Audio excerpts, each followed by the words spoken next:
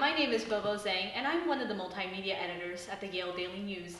Here with me is opinion editor Julia Fisher and deputy opinion editor Jack Newsham. Our term as editors at the YDN is about to come to an end, so we thought this is a good time to sit down and chat about some of the big events that have taken place on campus this year. So Julia, what were some of the big issues that were talked about the most on the opinion pages? Well, one that started off our tenure last October was Occupy New Haven.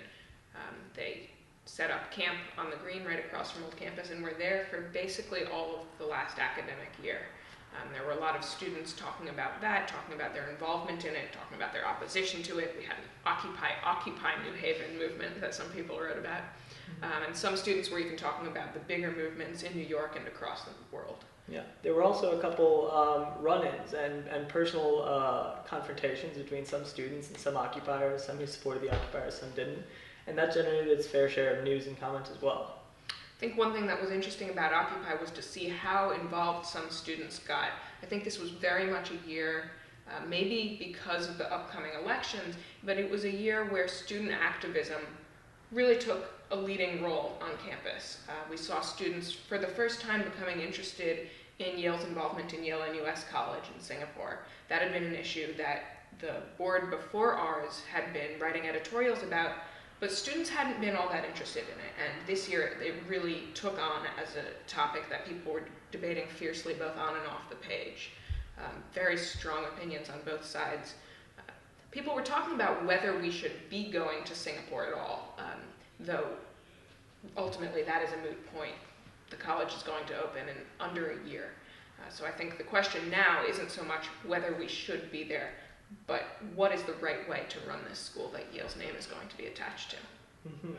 NUS and Yale and NUS College has also it has come back into the foray with the announcement of President Levin's retirement at the end of this year. It has kind of come to the fore again as kind of it's seen as his most recent and what will be one of his most lasting legacies, perhaps.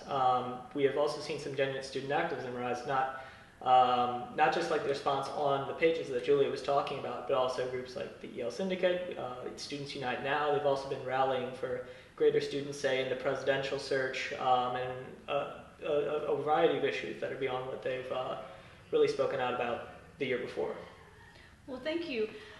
We'll talk about some of these things in our later questions. So it has been a year since a group of Yale students and alumni has filed a Title IX complaint against the university. Do you think the sexual climate at Yale has improved? You know, it's hard to say precisely because I'm not there at every sexual encounter that happens, obviously. I can't, it's hard to keep a tally on exactly every person's experience. But I can say that I think this is something that has been much less prominent in conversation. People seem to have sort of moved beyond the real ire that marked the previous year. The complaint has been resolved. Yale has taken huge steps to address the issues at hand. There's been a lot of administrative overhaul in the systems of dealing with sexual assaults. And so now what we're seeing is more discussion about issues like Sex Week, which was reviewed last year and took on a sort of newer, maybe slightly tamer form, and I think it ultimately led to a very productive and informative Sex Week. I concur for the most part with what Julia had to say. There was a bit of student and alumni chafing when President Levin announced that the complaint had been resolved. As some people pointed out, that the Yale wasn't completely let off the hook. They were placed on a kind of a sort of probation, and the loose ends aren't completely tied up. But for many, as Julia noted, the discussion really has boiled. It's not at the rolling boil it once was. It's more on the back burner. Right. I think the thing that's important to note is that Yale's sexual culture is never going to be perfect. As long as there's anyone who feels assaulted or in some way infringed upon, it's not perfect, and we can always do better. On the other hand, I think the vast majority of students this is not something that they're complaining about on a daily basis or even ever. So I think, it's something to keep talking about for sure. But it's been interesting in the last year to see those issues take a back burner as Title IX has sort of faded from the immediate memory of the institution. Another big news this year is our President Richard Levin is stepping down. What are some of the highlights of his legacy here, and what should the search committee look for in a new president? So our board wrote a News's view about Levin's career the day he announced that he was stepping down.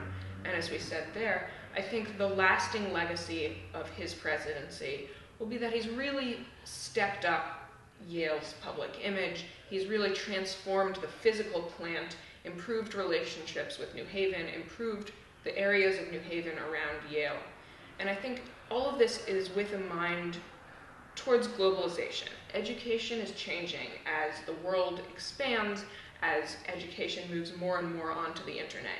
And I think Levin has been thinking closely about how Yale can not only keep up with those trends, but also lead all of education. I think back to the 1828 course of study where Yale propelled itself to the forefront of American education and really defined what an American liberal arts education is.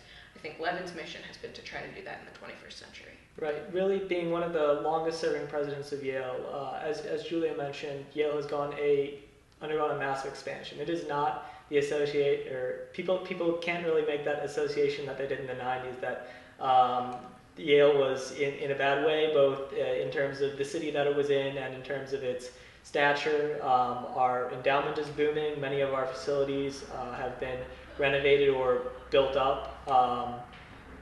Yale is really in a much stronger position than it has. As Julia noted, however, there's still some concern, a lot more challenges that Yale faces ahead. And as Levin himself highlighted, we've really fallen back in terms of online education. We are not among the leading universities in that field anymore, and that's really something where the next president is going to have to pick up the slack and have an eye on the future.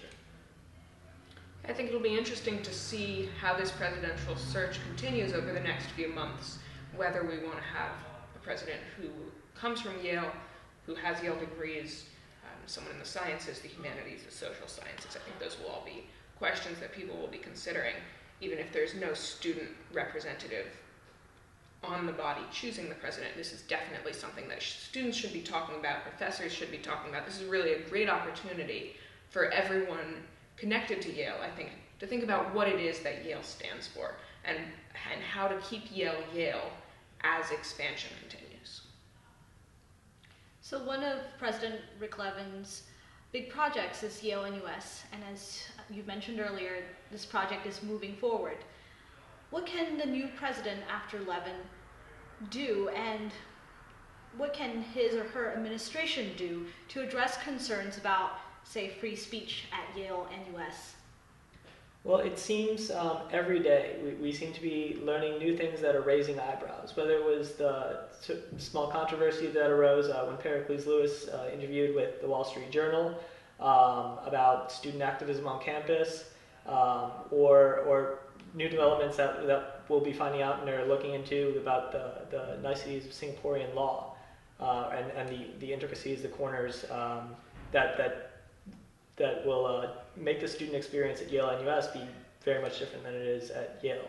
The administration is definitely going to have to remain vigilant on that front.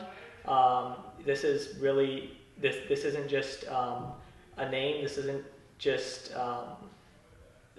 we can't just put our reputation on the line and kind of slack off about it, but our next president and his administration are definitely going to have to keep an eye out for that.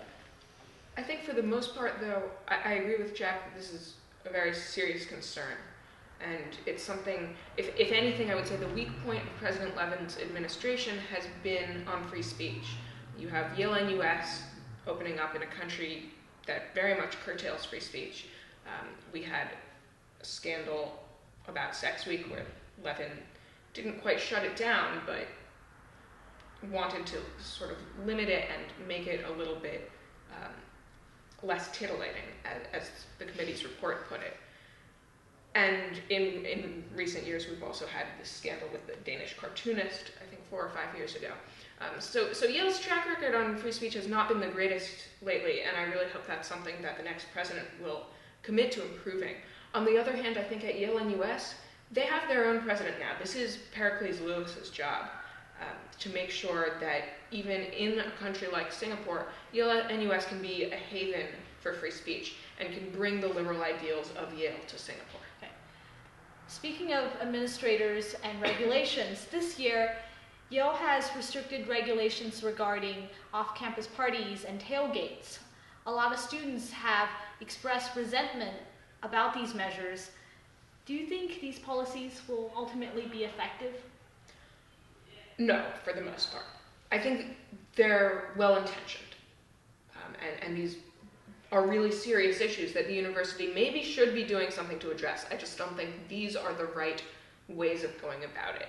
So on the one hand, we have tailgate regulations.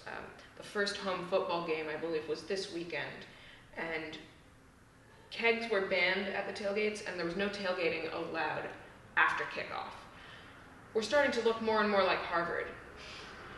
On the other hand, Yale is recovering from a major tragedy at last year's game, where there was a crash with a U-Haul, leaving a person dead. And that's really something that the university should be thinking about. However, it was a freak accident, probably. The driver wasn't drunk. Yes, tailgating is a problem. Too many students go to DUH because they drink too much. And that's something that we should all have a mind to fixing. But I think banning kegs and curtailing the amount of tailgating that happens only means that students are going to be drinking before they get to the tailgate, which is even more dangerous. I think similarly, these new off-campus party regulations that were announced this summer are just sort of a general push that Yale's been taking on at kind of cracking down on students' freedom, looking to monitor student behavior a little more. And I very much appreciated the email the whole student body got from Dean Gentry a few weeks ago, saying, look, we're going to be honest about this. This is what we're doing. We see some trends that are really of concern to us, and this is how we think we should best address them. That kind of honesty is exactly what we need. He called for a conversation to be started among students, and I think that conversation is important. The way to go about the conversation is not by slapping regulations on the students. I completely agree with what Julia said for the most part. It's important to keep in mind Yale's history with issues of alcohol, underage students, and we're kind of deviating from the history that is treated us well for the most part, seeing alcoholism and binge drinking not so much as a disciplinary problem, but a student health problem. This crackdown and renewed suspicious gaze we're seeing from the administration, I don't think is going to lead us in a positive direction and is going to keep kind of a healthy exchange going, as much as both sides, the administration and the students, would like to see a fruitful exchange take place. Right. As our managing board wrote in a couple of News's views, I think the important issue here is that Yale should be treating its students like adults. It says that they tell us we're adults, they tell us that we're responsible people, and if they want us to learn to be fully responsible, to know how to handle ourselves, how to comport ourselves in the best possible way so that we're prepared to move beyond Yale into the real world, the way to do that is not to just keep a watchful eye on us and send us to XCOM whenever we screw up. This has been a really fruitful conversation, and I'm sure the incoming opinion editors will continue these and other conversations rolling. Thank you for joining us. For the Yale Daily News, I'm Baobao Zhang.